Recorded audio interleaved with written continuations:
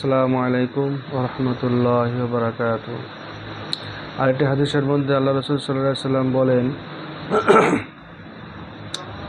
যে লোক জিলহজ মাসের ৫ম তারিখে রোজা রাখলো, সে ৫,০০০ বস্ত্রহীন লোকেদের বস্ত্র দান করার পূর্ণ সওয়াব সে পেয়ে গেল।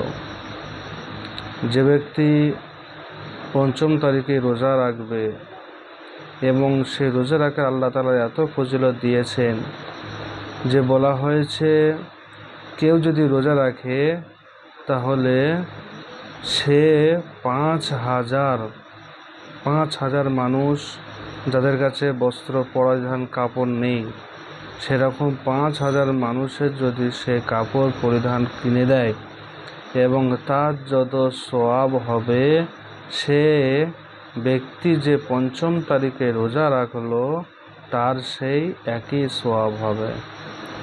দেখুন, আল্লাহ তাআলা আমাদেরকে মুসলমান ঘরে ঈমানওয়ালা বানিয়েছেন এবং আমাদের প্রত্যেকে তানার বিধান, তানার হাবিবের সুন্নত তরিকায় চলে আমাদের দুনিয়ার জমিন থেকে আল্লাহর হুকুমে চলে যেতে হবে। সেই জন্য মৃত্যুর আগে আমাদেরকে প্রত্যেকে দরকার কিভাবে, কি কাজ, কি আমল, কি করলে আল্লাহ এবং তানার রসুল আমার প্রতি সন্তুষ্ট হবেন এবং কি করলে আমি আমার আল্লাহর সম্মুখে সহজভাবে দাঁড়াতে পারবো এবং কি আমল করলে আমার আল্লাহর সম্মুখে আমাকে দাঁড়াতে একটু পরিমাণ লজ্জিত বা একটু পরিমাণ আমার ভয় করবে না।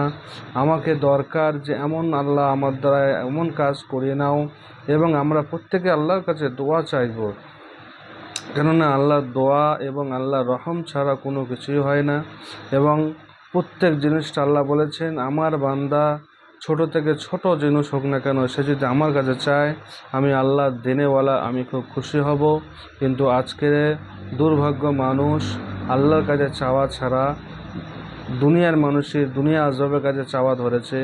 সেই জন্য আমাদের সম্মুখে নানান রকম পেরেশানি, হয়রানি আমাদের সম্মুখে এসে পড়ে। তো আল্লাহ পাক আমাদের সকলকে পেরেশানি, হয়রানিকে দূর করে দিক। আল্লাহ তাআলা আমাদের সমস্ত যারা ভিডিওতে দেখছেন তাদের সমস্ত বালা মুসিবতকে দূর করে দিক। আল্লাহ তাআলা প্রত্যেকের আয় উন্নতিকে বরকত দান করে দিক। আল্লাহ তাআলা প্রত্যেকের বাড়িতে রহমত দরজা খুলে দিক। আমিন সুম্মা আমিন।